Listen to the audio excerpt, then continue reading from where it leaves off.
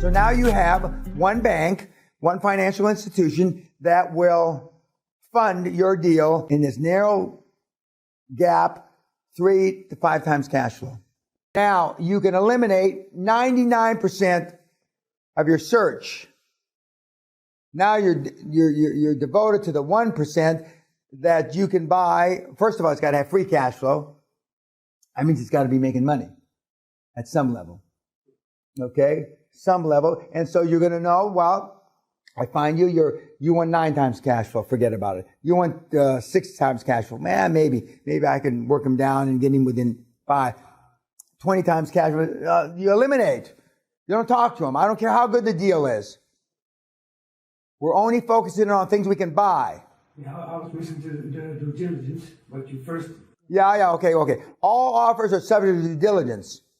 Sarge wants 6 times cash flow, and I know I'm going to be able to beat him down to probably 4 times cash flow, because when I go in there and look at the books and I start ripping out all the shit expenses and bullshit and his fucking hooker and this and that, and we'll get him down to 3.5, 4 times cash flow.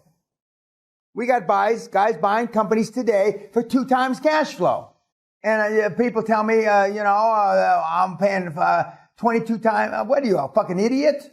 So you hear all this, the smoke and mirrors, but when it get down to the short strokes, motivated sellers. I had a stroke, the woman's spitting up blood from emphysema. That's a Pena perfect motivated seller. And there are people out there, maybe the old man's spitting up blood from emphysema, and she had a stroke. I don't give a shit which way. And as Andrew said earlier, the one down the road, he had to come back and start running the company. He doesn't want to. He's 65 years old. That's a motivated seller. Not everybody wants to run. You know what your exit strategy is for most people? Falling dead across their desk. That's the exit strategy. We used to say falling dead in their in-basket, but they don't have in-baskets anymore. Falling dead across their laptop. Boom. Their head crashes through the, screen, yeah. That's the average exit strategy for the average moron business owner. What would you say has been kind of your biggest failure to date? But what did you learn from it? Oh, I've got so many. But I learned not to have anything other than delayed fees. In other words, when you bring all these investment professionals together, you're going to get paid out of the financing when it's successful, not if it fails. Okay, so I learned it was a 500,000 pound experience for me, and I didn't have 500,000 pounds at the time. So over the next 2 or 3 years, I wound up paying off all those professionals, and so then I came back. I tried a couple other deals that failed, and then I came back in '84 with the infamous Great Western on the day that Mrs. Thatcher privatized Jaguar. And the rest is history, as they say. But I also learned that in that same failed attempt, that who represents you is exceedingly more important than how much you pay people to represent you, paying you less. And I came up with a concept to hire, retain, engage the people you cannot afford. Which is, I still haven't been able to convince many Scots that, but anyway, cannot afford.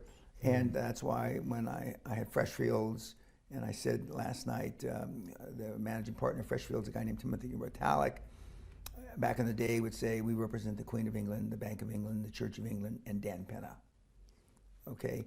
And when they used to hear that, and when he wasn't there to say it, I'd remind everybody, my people that represent me represent the Queen, the bank, the church, and me.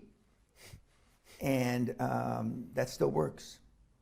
And QLA is in the dream team, and the anchor chairman is it's still the basis of the group. But all deals are fee driven, and that's why delayed fees works. I've never had a professional accounting firm or a legal firm kill a deal that had delayed fees. Never. The fees may have gone up, but they don't kill them. They just don't. And I learned about delayed fees the hard way, because in '81, when I came to the UK, and my first roll-up was a failure, it was a 13-company roll-up. I was stuck with about 500,000+ pounds, and at that time that was about 3.5, call it 4 to 1, about $2 million worth of fees with no deal. And then I discovered delayed fees, because then I spent the next 3 years paying off that money, because the other 12 companies that I was rolling up, this is your deal, Danny. Which it was. I was going to make the most money, so I paid the fees. But then when I came back in '84, with my scar tissue, and then we did delayed fees. But that deal worked. This one man's opinion, QLA is the epitome of capitalism. And to me, capitalism is OPM. Other people's money and other people. The two biggest levers you're going to have in life. Other people and other people's money. And and all the big hedge fund guys, Carl Icahn, Peltz, etc., Elliott, they're using hedge fund money they raise from other people. And then they take a profit off the top using their money. It's not their personal money. They are using somebody else's money, all these hedge funds. Now, some of the funds do have partners' money. But the old days of merchant banks meaning they put their money at risk, is gone. It's gone. And it's been gone, for a couple of generations. Very, very few people will cheat on tax returns because of the potential liability. So that's one of the real good filters to get their tax returns, their business tax returns, to match up with their QuickBooks or whatever the goddamn tax returns. And that's a good filter, so you know if they're bullshitting you or not.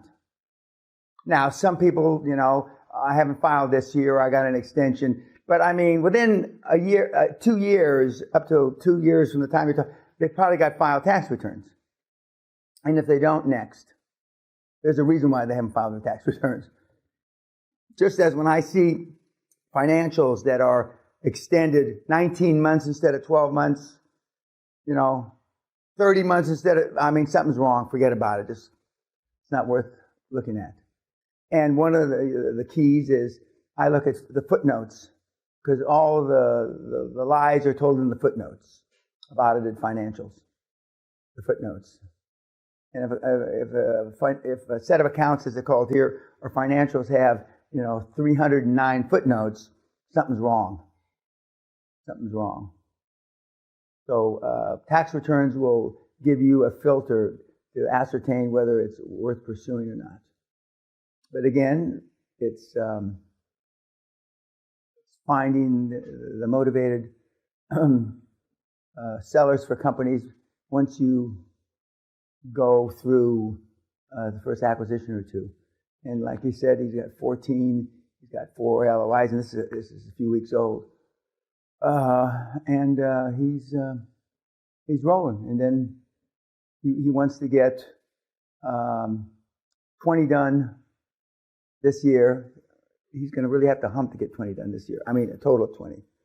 He's going to really have to hump, and because he's already planning the exit. He had the idea of an exit already, but now he's already, he sees light at the end of the tunnel, and he already has a pretty good idea who's going to buy it.